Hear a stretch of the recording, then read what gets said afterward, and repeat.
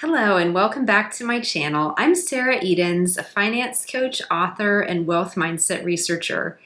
In today's video, we're going to be talking about 10 easy ways to save on your power bills. But first, I have a fun announcement. I've been wanting to relaunch my newsletter for a while, and I know many of you are busy and may not have time to catch up on all the videos I put out. I'm putting out 2 a week right now. And so, or even if you watch them, you might not have a chance to jot down all the points I cover or want to refer back to them later. So I have a great resource for you now. I'm relaunching my newsletter. It'll be coming out on Tuesdays and Fridays. And in that newsletter, you'll get a little synopsis of everything that we've covered in the 2 videos that I've created that week. So you'll just get a step-by-step, easy kind of thing to refer back to, and I'll also have those on my blog as well. So if you just go to my website, which is sarahedens.com, and I'll also link to a description. In the description, I will link to where you can sign up for my newsletter as well. But that way you can just easily refer back to all the different points and tips and tricks, because I know I do a lot of how-to videos and I try to have things that are really easy for you to just grab and go and easily apply in your own life to be able to improve your mindset around wealth and money, and also to build really strong finance skills. And so that way you'll have it all in one place where you can refer to either in my newsletters twice a week or on my blog. So go over to my website. Again, it's sarahedens.com, and I'll link to it in the description. Sign up there, and then you'll automatically get those emails once or twice a week, usually twice a week, and you'll have a really easy, quick guide to everything that we talk about in the videos that week. So without further ado, let's talk about 10 easy ways to save on your power bills. And with everything we're going through with inflation right now being so high, every little bit that we can save really does help. And so these are things that you can kind of work in some or all of these different strategies throughout your day and your week and your month. And hopefully you'll start to see some real savings when it comes to your power bills in the summer and in the winter, and be able to have then more money freed up to be able to work towards your other goals in your life and not have quite so much of them get sucked up with utility bills, because they have to be paid. We've got to keep the lights on, keep the house a comfortable temperature, but it is really an annoying thing, especially when you have the extremes in temperatures that we've been experiencing where we are here this summer. We're having our hottest summer on record so far. And so, we're experiencing temperature extremes sometimes both in the summer and the winter. I know that's the case here where we live. And so having ways in your toolkit to be able to save during both of those seasons is really an important thing. So let's get started. So the number 1 tip I have for you is insulate, insulate, insulate. Insulation just helps keep your home the more comfortable temperature, basically. So it'll help keep heat out.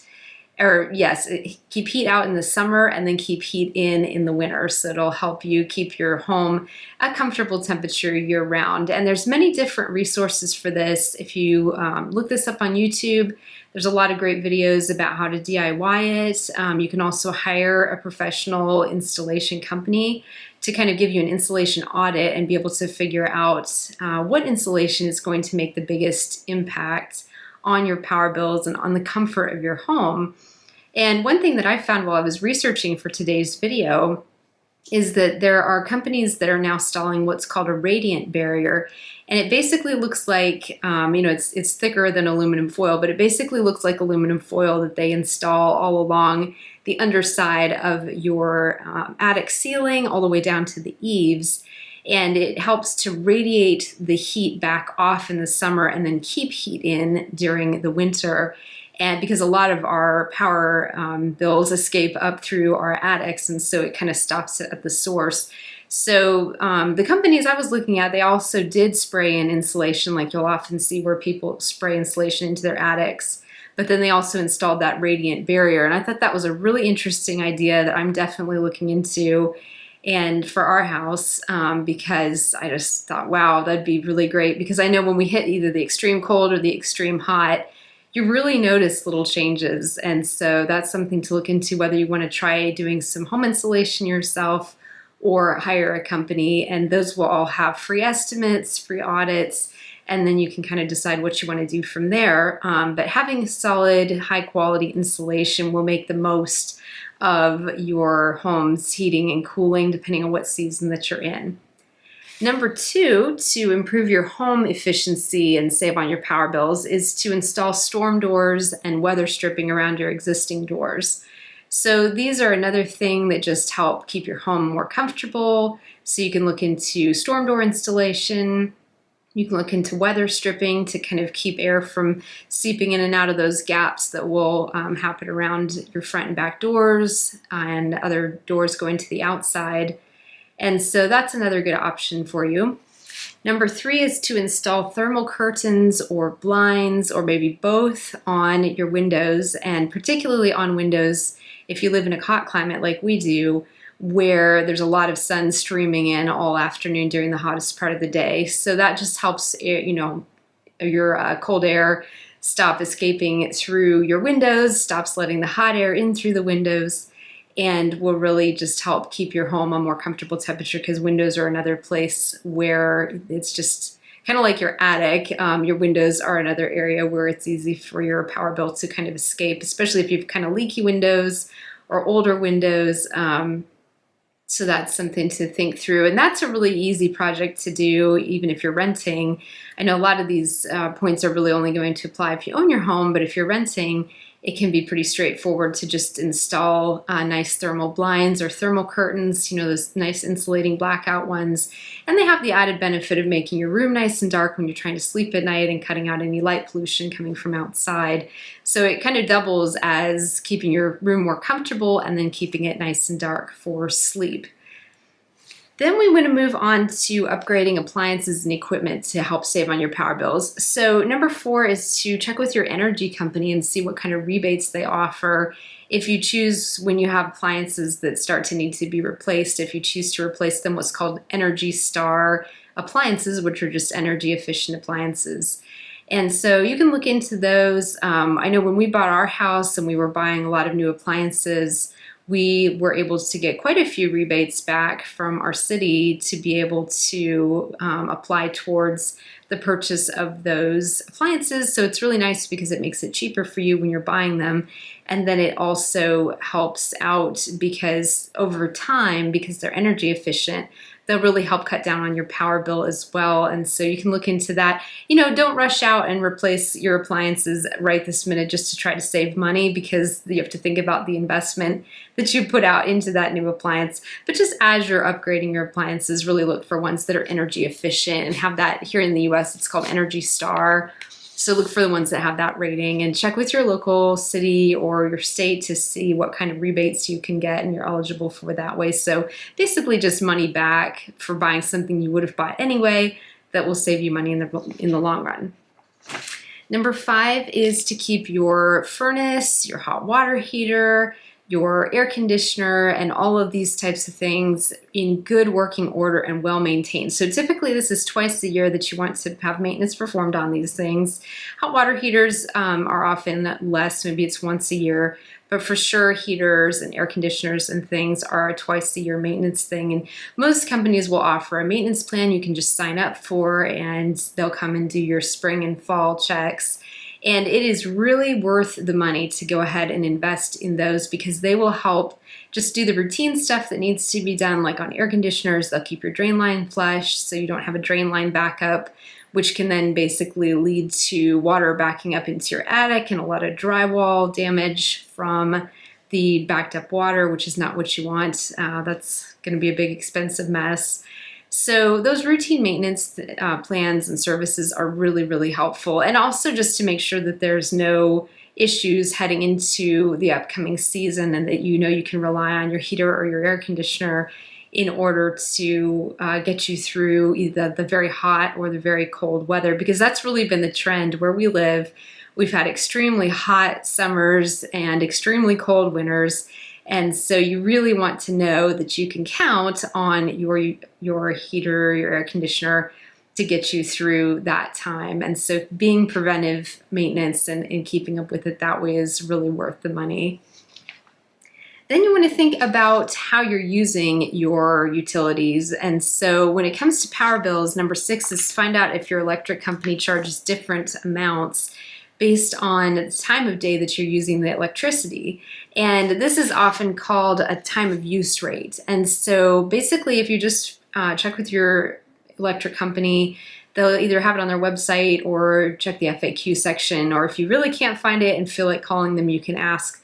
But they often will charge you more to use electricity during peak use hours versus non-peak.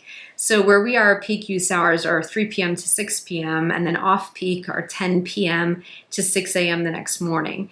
And so if you're looking at doing things that are pretty energy intensive, such as running your dryer, charging an electric car, things of that nature, you can kind of be able to figure out, okay, what time of day is it going to cost me less to do this thing I need to do anyway? Is there a way I can shift some of my use to the times when the energy is costing me a little bit less to use? Number 7 is to set your thermostat on a daily morning and evening schedule based on kind of when you're home. So if you're like me and you work from home, I just have a morning and an evening schedule. And so that way I'll cool the house off really well overnight, or, during the winter, obviously let the house cool off anyway. And then for the summer, then it's nice and cool when you wake up in the morning, and will just stay a comfortable temperature throughout the day. Or if you're away at the office, you can set it kind of on a home and away schedule. But sometimes it can help if you are working at your office during the day to turn the temperature up a little bit at home and not necessarily have your house be super cooled or super heated all day when you're not even there. So you can look into that. You can also look into smart thermostats. Those are really popular. I know we had one, and I don't remember which company it was from. We ran into a snag with it where it would turn itself off when we had a power bump or a power surge, and it would just completely shut itself off and not reset. And so they can kind of become a liability then and potentially be really dangerous if you've got pets at home and you're at work and it does that on a hot summer day and the temperature starts to rise in your home without you even knowing it. So just read your reviews and do your homework on those smart thermostats, but those can also be a tool as well. With those ones that are interconnected with your apps. And otherwise, you can, on any thermostat, you can set a morning and evening schedule, home away schedule, whatever works best for you that way. And then you want to think about also using your ceiling and plug-in fans for point number 8. So that can really help if you've got air circulating in a room anyway. It can just make it feel that much cooler. So if you don't have ceiling fans, that's a fairly affordable thing to go ahead and install. Or if you're renting and can't put ceiling fans in, you can just do a floor fan and just have something that's blowing air back and forth. And that starts to feel really good in the summer. And that actually can help you be able to maybe leave the thermostat up just a little bit higher, but still be nice and comfortable because you've got that circulating air blowing on you. So you can think about that as well if that works for you, just depending on your situation, but it can help you feel cooler in this hot weather. Number 9 is another summer tip. So you can opt for cooler cooking options during the summer. So you know that when you're running your oven during the summer, especially during the hottest part of the day, it can make your kitchen so unpleasantly warm. And so it's worth thinking about if you want to do more grilling during the summer, maybe do your cooking in the morning, or if you've got to bake things in the morning when it's not so hot. And then that way your HVAC doesn't have to work as hard to cool off your kitchen because you're not pumping more heat into it with your oven. You can also look into maybe using a slow cooker, an Instapot, or a pressure cooker, just a lot of different options. I mean, who really wants to eat super hot food during the summer anyway? So it's kind of a good excuse to be able to maybe prepare things that are cool and less work to prepare in the first place, and cook out or something like that. So whatever you like to do best, obviously, but it's just a good thing to think about, especially not running your oven during the hottest part of the day and then have your air conditioner have to really work to cool the kitchen back off. And that can just be something that's an easy thing to do differently during the summer and save yourself a little bit of money and just be more comfortable while you're at it. Keep your kitchen at a more comfortable temperature.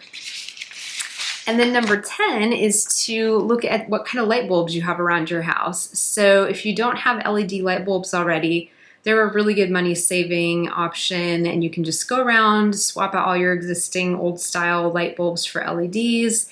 They last a really long time, with the exception, I will say, we use them on our outdoor light fixtures on front and back porch, and because it gets so hot and then so cold where we are sometimes, I notice during very hot or very cold weather, they sometimes won't last as long as the old style incandescent bulbs.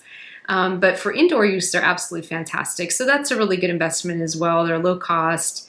You can install them. They save you money on your electricity, and then you're not having to go around and, be constantly turning off lights in the rooms you're not using maybe, although you can do that too, because it's not putting a lot of draw on your power for the day. And when we're talking about other things that draw on your power, you can even get smart charging strips for your printers and for your cell phone chargers and anything else that needs to be plugged in. Because sometimes if you have those plugged directly into the wall, A, it's a liability if your house gets hit by lightning or there's a power surge or something, it'll just fry those. But B, it can actually put what's called a phantom surge or a phantom load on your electricity, because even if you're not actively using your printer or using your computer, it's pulling like a little trickle of electricity. And so if you put it on a smart plug-in strip, a smart power strip, then you'll be able to avoid that and still keep things charging and trucking along the way you need them to without having to fuss about it, but just know that you're saving yourself a little bit of that phantom load while you're at it. So that's my 10 tips for being able to save money on your utility bills, both in the summer and the winter. And let me know in the comments what kind of tips and tricks you have as well, and strategies that you use to save on utilities. And thank you again for being here until the very end. I really appreciate having you here. Thank you to all my returning viewers and to my new subscribers. We had a bunch of new subscribers this week, so thank you so much for joining me. And I will see you again soon in my next video.